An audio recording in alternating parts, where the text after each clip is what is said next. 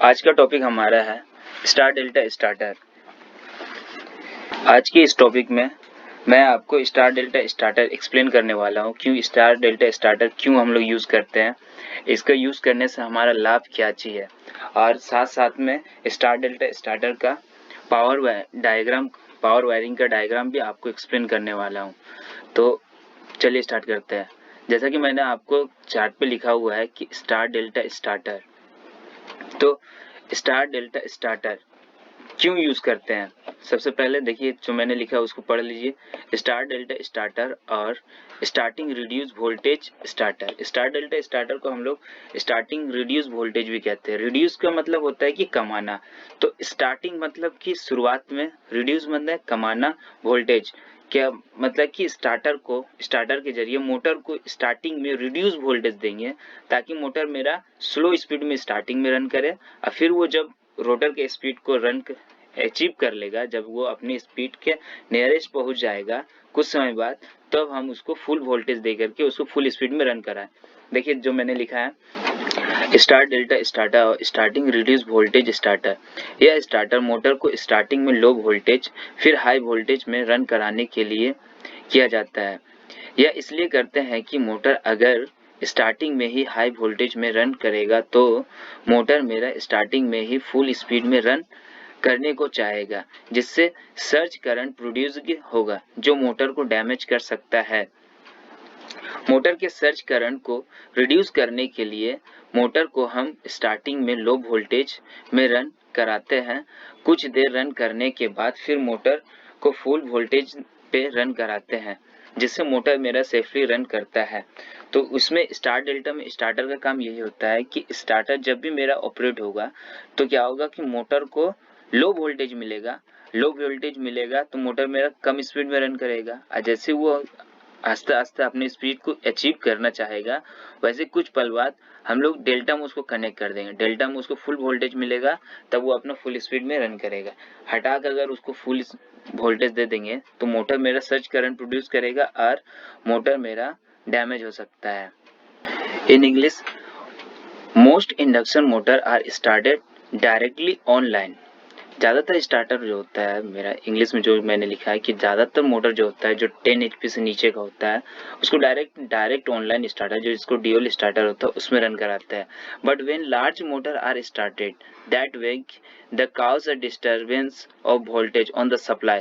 जब भी हम लोग लार्ज मोटर जो 10 HP या 15 HP या 13 HP के मोटर को जब भी हम लोग डायरेक्ट ऑनलाइन स्टार्टर से स्टार्ट कराते हैं तो एक डिस्टरबेंस प्रोड्यूस करता है हमारे सप्लाई वोल्टेज में, ड्यू टू लीकेज की स्टार्टिंग करंट सर्ज, जो कि लीकेज स्टार्टिंग करंट सर्ज के द्वारा होता है। तो इसको लिमिट करने के लिए, इसको रिड्यूस करने के लिए, टू लिमिट और reduce the starting current surge, large induction motor are started at reduced voltage and then have fully supplying voltage reconnected when they run up to near rotate speed। तो आइए आज का topic start करते हैं। Star delta starter power diagram.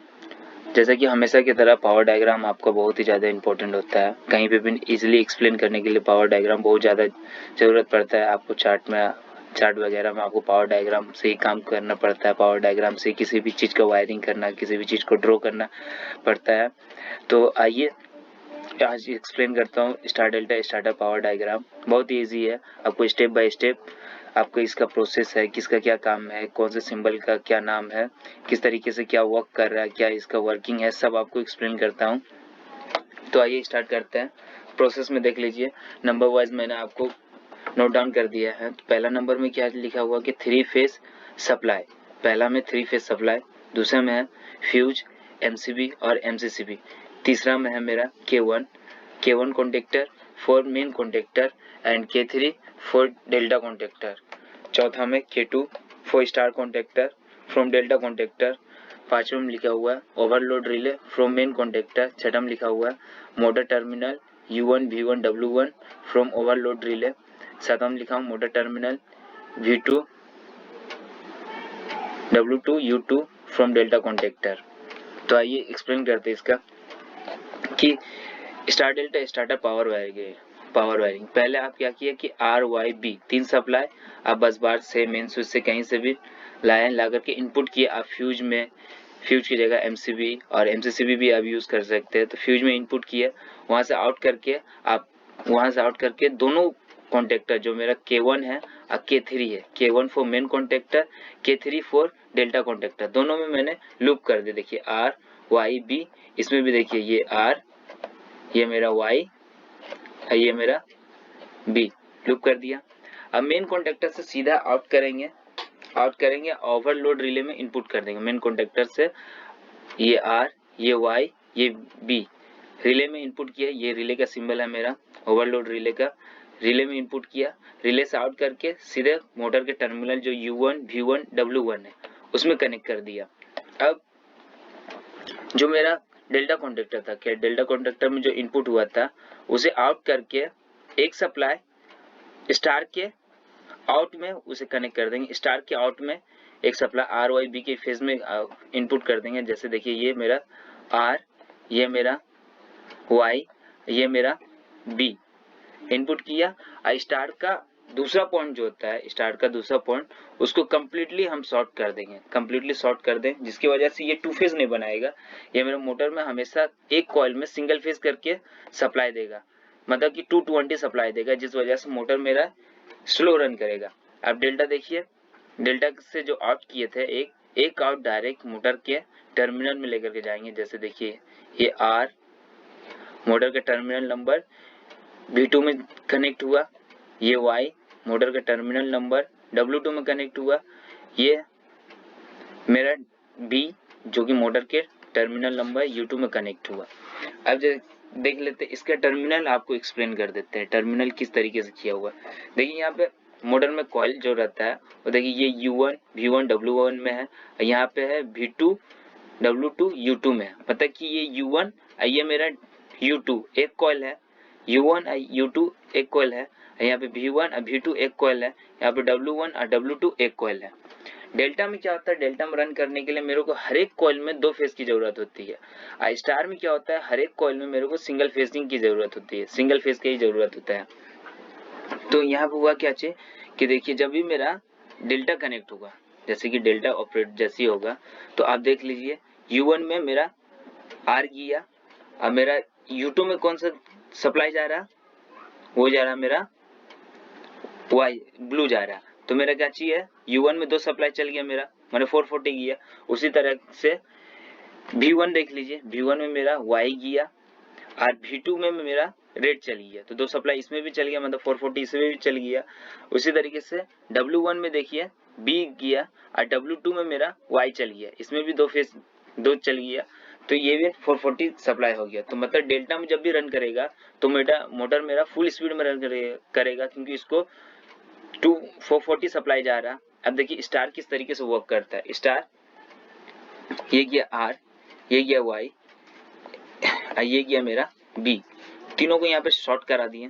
तीनों को short कराने से वजह से क्या होगा कि मेरा ये सप्लाई देखिए, अब तीनों को शॉर्ट कराने से मतलब मेरा क्या चाहिए, जब भी मेरा डेल्टा स्टार पकड़ेगा, जब भी मेरा स्टार पकड़ेगा, स्टार जैसे ही होल्ड होगा, तो मेरा देखिए ये टर्मिनल गया V2, यहाँ पे जाकर शॉर्ट हो गया, यहाँ W2 गया, यहाँ पे जाकर के शॉर्ट हो गया, फिर यहाँ पे U2 गया, यहाँ पे जाकर के मेरा शॉर्ट हो गया। तो मतलब शॉर्ट हो गया।